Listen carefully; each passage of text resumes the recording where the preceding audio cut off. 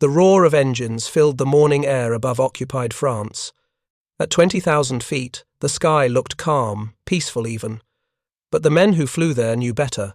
Every glint of sunlight could mean an enemy fighter diving in from nowhere. That's how the war in the air worked in 1943. Whoever saw the other man first usually lived to tell the story. And slowly, across the squadrons of the Allied air forces, one deadly new habit began to spread: bouncing. Before we jump back in, tell us where you're tuning in from. And if this story touches you, make sure you're subscribed, because tomorrow I've saved something extra special for you. To the untrained eye, it looked like a surprise attack, but for the pilots who'd survived enough missions to learn the rules of survival, bouncing wasn't luck. It was geometry, physics, and ruthless self-control, a way of turning altitude into a weapon. The early years of the air war were full of idealism. Pilots believed in dogfighting. They imagined tight turns, head-to-head duels, victory decided by skill and nerve, but reality didn't care about romance. In 1940, the Luftwaffe's Messerschmitt Bf 109 seconds had already shown how deadly altitude advantage could be. British pilots in Spitfires learned this the hard way. The Germans often attacked from above, unseen, firing only when they were sure of the kill. The RAF called it a bounce. The name stuck because that's what it felt like: sudden, crushing, impossible to react to. 1 second you're scanning the horizon, the next your cockpit explodes in cannon shells from nowhere. By 1942, American and British fighter commands had started to understand. Dogfighting, the kind Hollywood loved, was a good way to die. The survivors began teaching a new kind of gospel: see first, shoot first, dive away. Captain John Godfrey, of the 4th Fighter Group, would later write that the best fight is one the enemy never knows he's in. He'd flown alongside men like Don Blakesley, pilots who'd seen too many friends vanish in sudden flashes of fire. The old rule of turn and fight was gone. Now the new rule was: keep your speed, keep your height, and never turn unless you have to. That was the seed of the bounce tactic, or what German pilots called Boom und Zoom. It turned the sky into a vertical chessboard. Instead of circling for position, pilots stayed high, scanning for targets far below. Once they spotted one, they would dive fast, steep, using gravity to add hundreds of miles per hour of speed, fire a short burst, then climb back up into safety. It wasn't glamorous, it wasn't chivalrous. But it worked. The results were brutal and clear. Fighter groups that mastered altitude advantage, the P-47 Thunderbolt squadrons over Europe, the P-38 Lightnings in the Pacific, began recording kill ratios that shocked even their own commanders. A single bounce attack, perfectly executed, could destroy an entire enemy flight before anyone knew what hit them. Meanwhile, those who clung to the old ways dogfighting at the same altitude saw their survival rates plummet, and soon every pilot briefing began with the same mantra: get above him, stay above him, always attack out of the Sunday. To some veterans, the tactic felt unfair at first. There was a code, after all, a sense that air combat should be equal, that two men should meet face to face. But by 1943, the new generation of pilots had stopped believing in fair fights. As one USAAF instructor said bluntly, the only fair fight is the one you win. The bounce wasn't about honor, it was about survival. It was the moment when fighter aviation grew up, when romantic dogfighting turned into a science of efficiency and altitude management. And by the time the Mustangs arrived, sleek, fast, and able to fly higher and longer, the tactic wasn't just a trick anymore. It was doctrine. The tactic didn't come from a classroom. It came from the hardest kind of learning, losing friends. In 1943, in the skies over Europe, the US, 8th Air Force began to realize that experience, not machinery, was winning the air war. The pilots who survived were not always the best shots, or the bravest. They were the ones who flew smart, the ones who climbed a little higher, waited a little longer, and struck when the odds were perfect. Among them was Major Hubert Hub Zemke, commander of the 56th Fighter Group, the Wolfpack. His men flew the heavy, rugged P-47 Thunderbolt, a plane built for diving like a stone and clawing its way back up. Zemke didn't invent bouncing, but he refined it into an art form. He understood that the key to winning wasn't staying in the fight, it was controlling when the fight began and when it ended. He drilled his pilots endlessly on patience and positioning. Altitude, he'd say, is insurance, and I don't fly without insurance. When the 56th first entered combat, some of its young pilots wanted glory. They dove into turning duels with nimble German Focke-Wulfs, and most never came back. Zemke called it playing the Germans' game. So, he changed the rules. Instead of circling the battlefield, he told his men to climb. Higher, always higher. And when they saw the enemy, don't dive right away. Watch. Wait until the enemy was distracted, turning, climbing, or attacking bombers. Only then would he call, bounce them. The thunderbolts would roll over, dive at incredible speed, open fire for just a few seconds, then pull up in a steep climb before the Germans could even react. No turning, no showmanship, no heroics. Just cold, lethal efficiency. The results spoke for themselves. The 56th Fighter Group became one of the most successful in the U.S. Army Air Forces, claiming more than 665 aerial victories. Zemke's Wolfpack proved that the bounce wasn't cowardice. It was dominance, from above. The beauty of the bounce was in the math. A plane diving from altitude converts potential energy height into kinetic energy, or speed. That meant a fighter could enter the fight faster than the enemy could climb or turn to face him. At over 400 miles per hour, even the deadliest German fighters, the Bf-190 seconds and Bf-109 seconds, couldn't react in time. By the time they saw the glint of a diving P-47 or P-51, it was already too late. And because of that extra speed, the attacker could always break off and climb away before anyone could chase him. That was the genius of energy fighting. The bounce wasn't about reckless aggression, it was controlled violence. A short, brutal strike, and then back to the sky where gravity was still your ally. Of course, not everyone adapted quickly. Many new recruits arrived from the States, still dreaming of dogfights, like in the old days, two planes circling endlessly until one fell from the sky.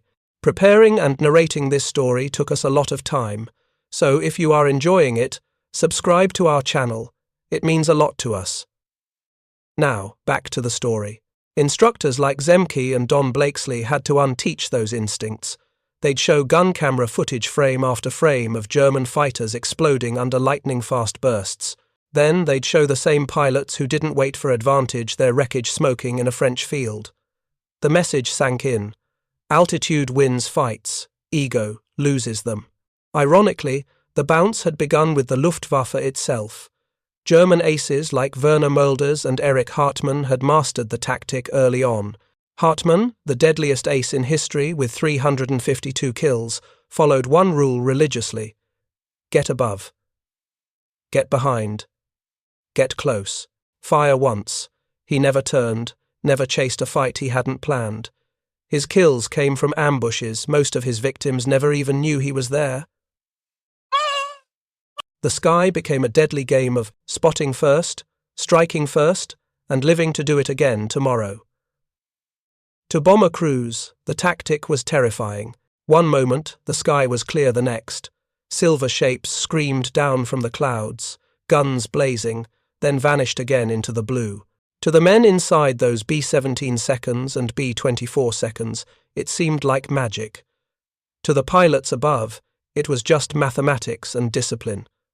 Many veterans later said that the hardest part wasn't the fighting, it was the waiting, sitting at altitude, hands on the throttle, watching the world below through a thin canopy, heartbeat steady, eyes straining for the faintest flicker of movement.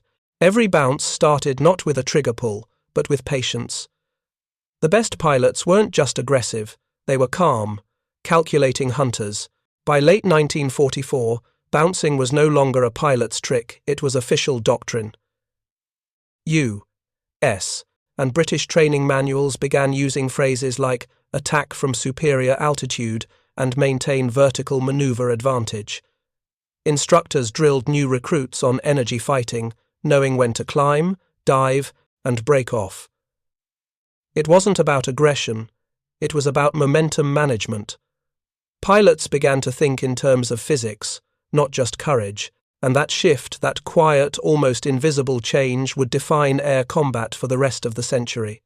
The bounce was no longer just a desperate tactic, it was the language of survival, and soon, the men who mastered it from Europe to the Pacific would start rewriting the scoreboards of the air war. By 1944, the bounce had become more than a tactic. It was a language understood instinctively by every seasoned pilot. The ones who mastered it didn't just survive, they became legends. Among them was Captain George Preddy, flying his P-51 Cripes A Mighty over Europe. Preddy wasn't the loudest or the most decorated when he started, but he had something that couldn't be taught, an almost mathematical sense of when to strike. On Christmas Day, 1944, during the Battle of the Bulge, Preddy spotted a swarm of German fighters cutting through the cold air below. He rolled his Mustang into a dive, sunlight flashing off his wings, and called out calmly on the radio, "Let's bounce 'em." Seconds later, the first enemy fighter burst into flames. Then another. Preddy's guns rattled, his Mustang slicing through the formation like a razor through silk. In under 5 minutes, 6 enemy aircraft were gone. It wasn't luck, it was geometry, a high-speed ambush perfectly executed. But as quickly as he struck, he was gone again, climbing back into the safety of altitude. Preddy wouldn't live to see the end of the war, but his mastery of bouncing would make him one of the top Mustang aces in history. What separated aces like Preddy, Zemke and Hartmann from the rest wasn't just reflexes or eyesight, it was mindset. They had learned that the sky wasn't a duel, it was an ecosystem. Altitude was the high ground, energy was the currency, and patience was the weapon. A good fighter pilot didn't rush the kill. When asked how he managed 352 victories, Hartmann said simply, "I waited until they didn't see me. Then I got close enough to fill the windscreen with the enemy. Then I fired." That was the purest form of the bounce, not drama, not maneuvering, just execution. Every airman of the era learned to fear the Sunday. It wasn't just blinding, it was camouflage. The most successful bounces often came from directly out of the sunlight, where glare made it impossible to spot the attacker until the last second. Pilots were taught to approach from the enemy's blind quarter, diving out of the sun's brilliance. For a split second, they were invisible. Then came the burst of gunfire, the scream of metal tearing apart, and the climb back up. The Royal Air Force even included the phrase in its tactical guidebooks, "Attack from the sun, unseen, unchallenged, unstoppable."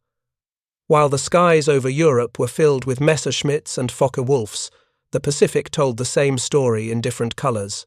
There, the enemy was the Japanese Zero Light, agile and deadly in close combat.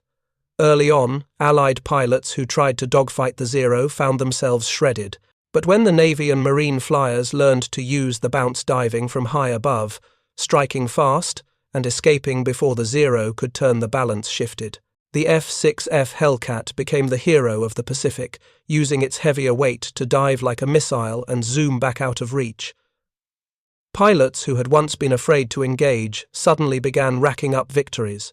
It was the same principle: altitude, speed, and surprise, written in a new theatre of war. By late 1944, every major air force on Earth had absorbed the lesson. German instructors taught new cadets to avoid climbing toward an unseen opponent.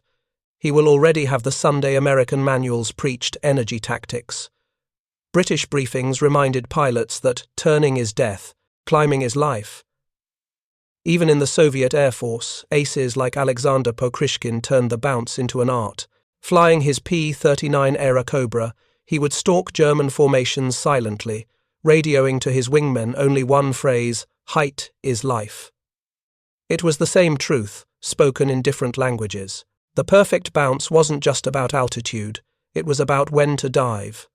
Too soon, and the enemy might see you coming. Too late, and you'd lose the speed advantage. Pilots described it as a feeling, a sixth sense. They'd watch the enemy's angle, his rate of turn, his speed, and the sunlight. The right moment was measured not in seconds, but in heartbeats. When that instant came, everything happened in one motion: roll inverted, push the nose down, throttle wide open, and dive until the world blurred. Most bounces lasted less than 10 seconds, but in that short burst, careers were made and lives were ended. There was a strange loneliness to it. A pilot who bounced his enemy rarely saw his face. There was no duel, no closure, just the flash of destruction below and the climb back into the empty sky. Many veterans said that was the hardest part, not the fear, but the detachment. The kill was mechanical, almost surgical. Some compared it to hunting from the clouds, a deadly ritual that rewarded precision, not rage. And in that strange, silent efficiency, air combat lost its innocence. By 1945, the romantic image of two planes circling endlessly was dead. The bounce had killed it. Future generations of pilots flying jets like the F-86 Sabre and MiG-15 would inherit the same mindset. They'd call it by new names: energy management, vertical advantage, one-pass kill. But the principle was timeless. Control the fight before it begins, and you'll never lose it. From the Thunderbolt to the Mustang, from the Hellcat to the Jet Age, every modern fighter owes its lineage to the first men who learned to bounce and lived to tell about it. The war was ending, but the sky would never be the same. By 1945, air combat had transformed from reckless courage to calculated science. The pilots who had learned to fight smart, who had turned altitude into a weapon and patience into armor, were about to write the future of aviation. The bounce, once an improvised trick of survival, had become the foundation of modern air warfare. And the men who pioneered it, the Zemkes, the Predis, the Hartmans, had proven something that textbooks could never teach.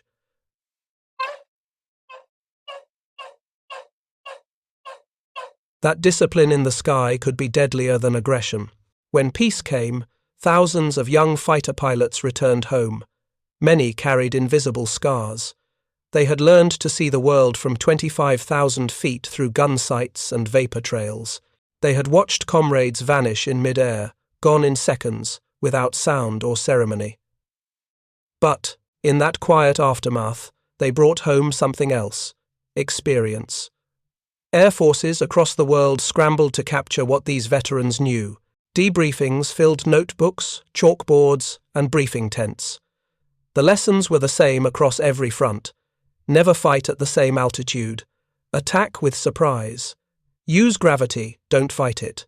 In those phrases lay the DNA of the modern fighter pilot, and as new nations began building jet aircraft, those principles became the cornerstones of air combat doctrine.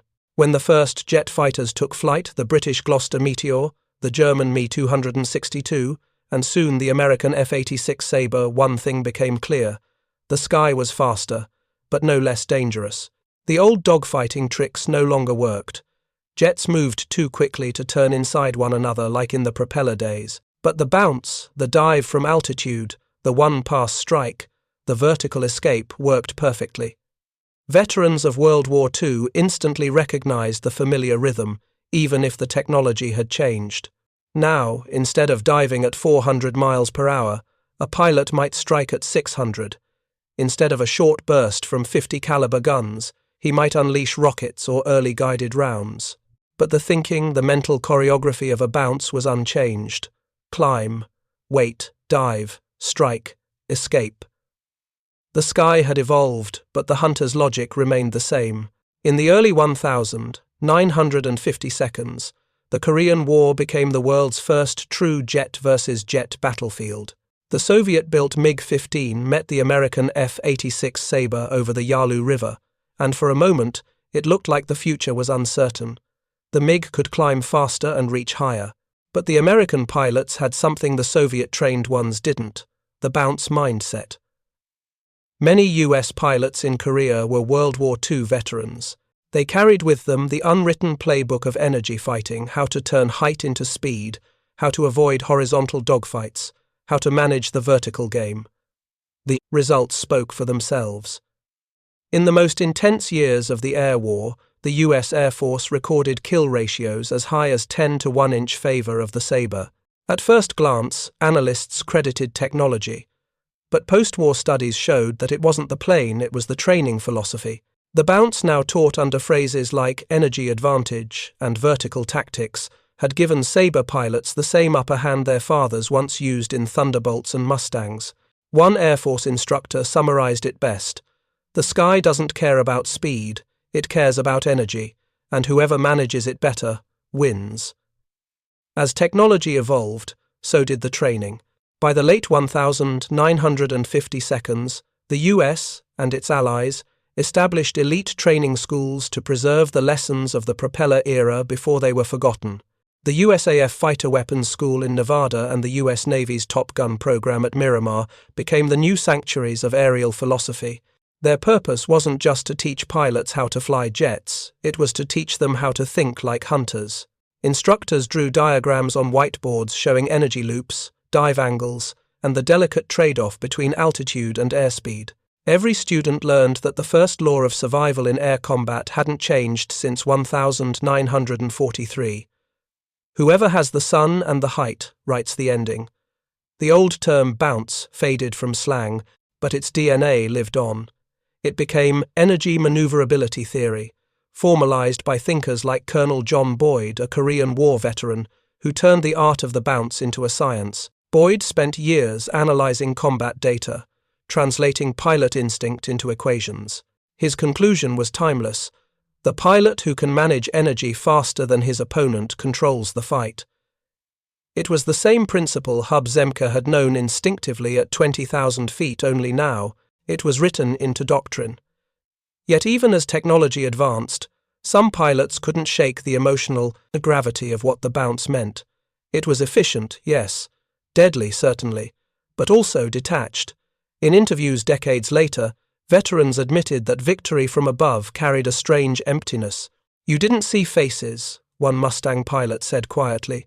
"You saw shadows. You fired, and they fell away. Sometimes I wondered what they were thinking in that last moment, if they even saw us at all."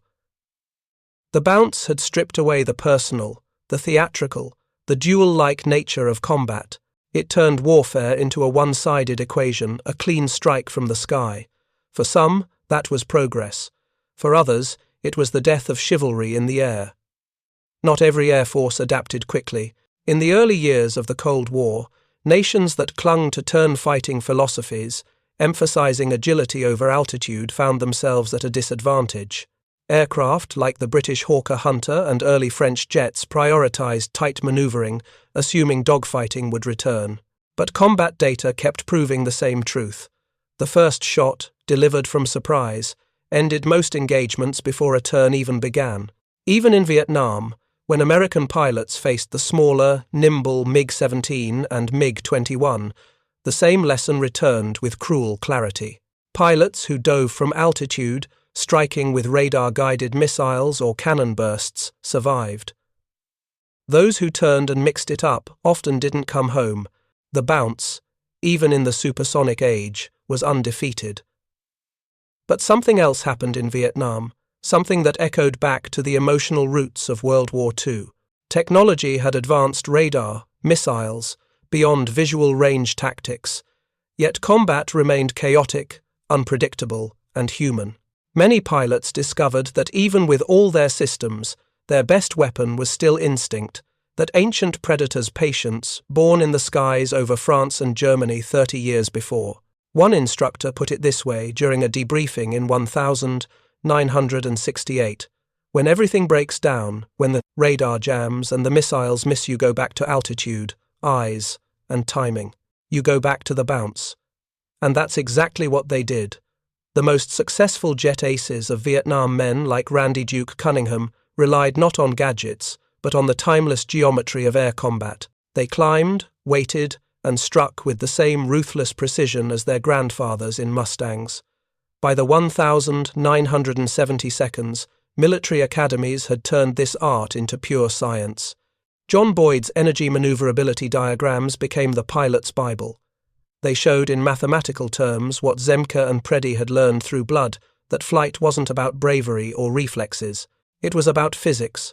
Every move in combat could be plotted as energy gain or loss. Climbing increased potential energy, turning too tightly bled speed, and therefore life. Pilots were taught to visualize invisible lines of advantage in the sky loops of energy where they could dive, strike, and escape before the enemy ever realized what happened. The bounce had become an equation, but its heart, that pulse of tension before the dive, remained just as human as ever. When the F-15 Eagle took to the skies in the 1,970 seconds, it was designed around one philosophy: never fight on equal terms. Its powerful engines gave it the ability to climb higher and faster than any opponent. Its radar could detect enemies from miles away, the ultimate see-first, strike-first machine. And its motto, printed proudly in the manuals, echoed the ghosts of the Thunderbolts and Mustangs: "He who controls the vertical controls the fight." That was the bounce, reborn in titanium and supersonic wings. When the F-16 Fighting Falcon arrived, agile and energy efficient, it perfected the art even further. Its fly-by-wire system allowed pilots to dance at the edge of physics, but every maneuver, every loop, every climb, still followed the same invisible law written in the skies of 1,943. Altitude, speed, surprise, the holy trinity of the bounce. Today, decades after the last piston engine faded from the horizon, fighter pilots still train on the same core principles. At red flag exercises in Nevada, instructors remind rookies that no amount of computer guidance will save them if they surrender the high ground.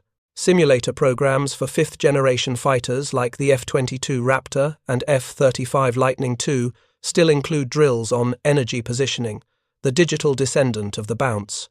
Even drone operators guiding unmanned aircraft from halfway across the world study attack angles and energy trades first mapped by men in wool flight suits and leather helmets.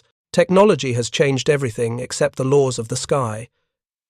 Yet, behind the tactics and diagrams lies a deeper truth, one about the psychology of survival.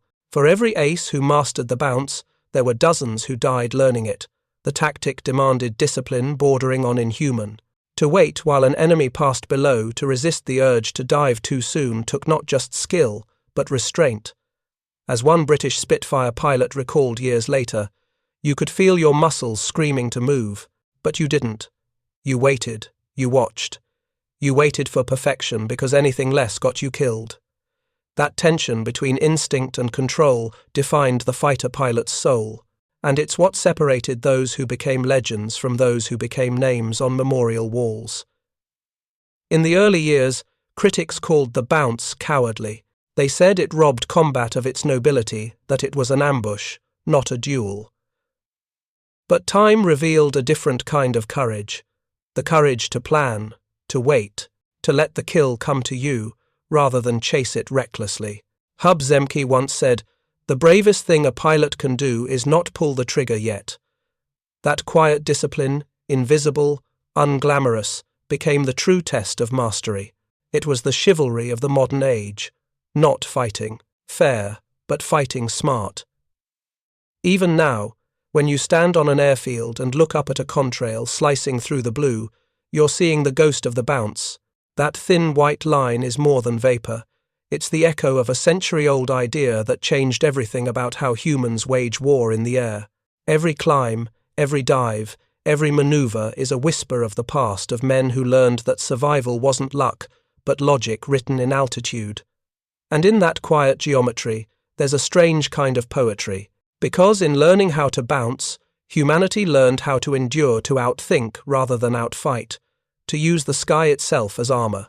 If you asked those pilots, the ones who came home, the ones who lived long enough to grow old, what the bounce meant, most would smile faintly before answering. "It meant we got to see tomorrow," one veteran said. Another added softly, "It meant we learned when to fight and when not to." The bounce was never about domination. It was about understanding your world, its physics, its risks, its unforgiving nature, and surviving within it. It was humanity's acknowledgement that courage alone wasn't enough. And maybe that's why, long after the engines have gone silent, their stories still resonate. Because the bounce, that simple, lethal idea of patience before power, mirrors something universal: the struggle to rise above danger, to act only when the moment is right, to live when others fall. In museums around the world, the relics of those first bouncers sit quietly beneath glass. a dented flight helmet, a gun camera reel, a faded photograph of smiling men beside a P-51. Most visitors walk by without noticing the altitude dials frozen at 25,000 feet, or the tiny handwritten notes taped inside cockpits, reminders like never lose height or attack from the Sunday. But for those who know the history, each of those objects carries a whisper of something greater, the discipline of survival born from chaos. The bounce wasn't just a tactic, it was the evolution of the human mind, under pressure, the transformation of instinct into intellect. It proved that even in the most brutal of wars, progress can come not from more destruction, but from better understanding. So, when you look up at the sky, the same sky they once ruled, remember that every streak of light, every echo of thunder, carries a legacy. A lesson first learned by men who realized that to live, they had to fight differently. That victory belonged not to the fearless, but to the patient, and that the true masters of the air were not those who fought the hardest, but those who waited above, unseen, until the perfect moment to strike. When the engines stopped and the world went quiet, the sky seemed almost too peaceful. The men who once ruled it had grown older, their hands slower, their eyes dimmer, but somewhere deep inside, they still carried the rhythm of flight, that pulse that came alive the moment a plane tilted toward the Sunday. For them, silence was both mercy and curse. They had lived by seconds, the heartbeat before a dive, the instant before a trigger squeeze, and now time stretched endlessly. They spoke of the war not as glory, but as gravity, a force that had pulled them up, then let them fall back to earth, forever changed. Some became teachers, passing on the unseen lessons of patience and altitude to a new generation of pilots who would never know the smell of oil and cordite. Others never spoke at all. They simply looked at the sky and remembered the sound, the rising scream of engines, the sudden stillness after the burst. In hangars and museums, their machines rest beneath polished lights. Children point at them, wide-eyed, unaware that those wings once carried fear, courage, and every fragile breath between. The plaques talk about victories, about kill counts and missions, but they rarely mention the waiting, the restraint, the invisible art of survival that defined a true fighter pilot. Because the bounce, in the end, wasn't about killing, it was about enduring, about mastering the sky without being consumed by it. It was the human mind's quiet rebellion against chaos. Every climb, every dive, every decision in those endless blue arenas was a conversation between man and nature, between instinct and discipline. And somehow, against all odds, they won that conversation. Today, satellites orbit where propellers once spun. Drones glide where men once risked everything. Yet the sky remembers. Its thin air still holds the echoes of those who learned to fight not by rage, but by reason. The bounce lives on in algorithms, in guidance systems, in every calculation that ensures the first move is also the last. But the soul behind it, that tension, that waiting, belongs to a generation that lived when the only defense was wit and will. So, the next time you hear the distant hum of a jet, look up. Somewhere in that endless blue, the ghosts of the old fighters are still there, invisible, patient, watching. Not as hunters anymore, not as heroes, but as reminders of what it took to survive the sky and of the wisdom they left behind. Climb first, think always, strike only when the moment is right. Because in the silence after the sky, that lesson is all that remains. Up next, you've got 2 more standout stories right on your screen. If this one hit the mark, you won't want to pass these up. Just click and check them out. And don't forget to subscribe and turn on the notification bell so you don't miss any upload from us.